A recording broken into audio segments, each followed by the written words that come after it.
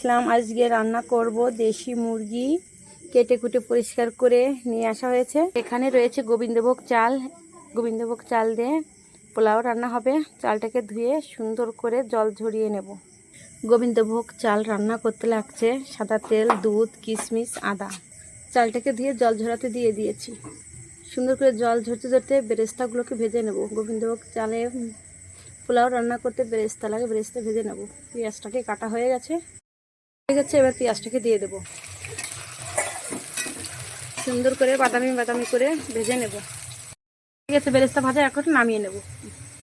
ফোড়নে দিয়েছি চাল ভেজে তেজপাতা, গরম মশলা।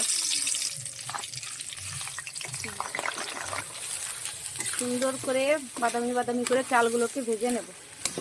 জল গরম বসিয়ে দিয়েছি, ওর ভিতর দিয়ে দেবো আদা। চালটা ভাজতে ভাজতে মাংসটাকে ম্যারিনেট করে রেখে দেবো। দিয়ে দিচ্ছি আদা রসুন, জিরে, ধনে, শুকনো লঙ্কা, লবণ, হলুদ, তেল।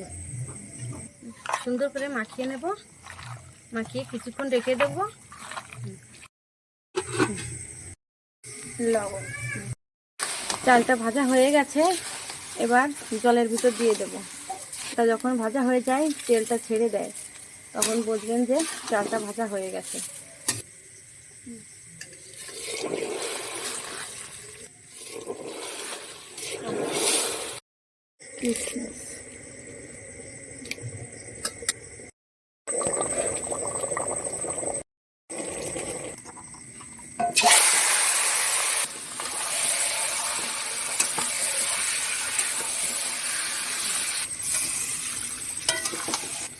একটু জল দিয়ে দিলাম যাতে মাংসটা নরম হয়। ঢেকে দেবো।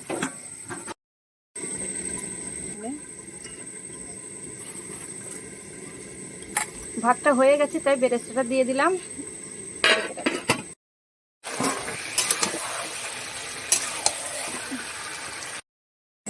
চই ঝাল দিয়ে দেবো। চই ঝালটা দিয়ে দিলাম। মাংসের ভিতরে চই ঝাল দিলে খুব সুন্দর লাগে খেতে। রসুন, আলু সুন্দর করে কষিয়ে নেব।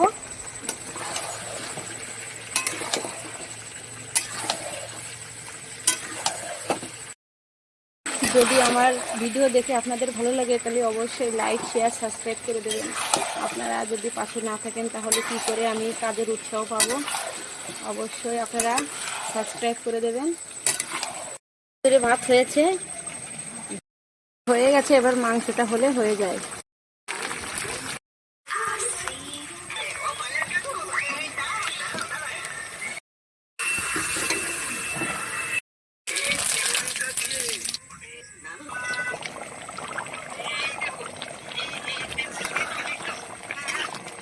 হয়ে গেছে মাংসটা। গরম মশলা দিয়ে দিলাম। এবার নামিয়ে নেব।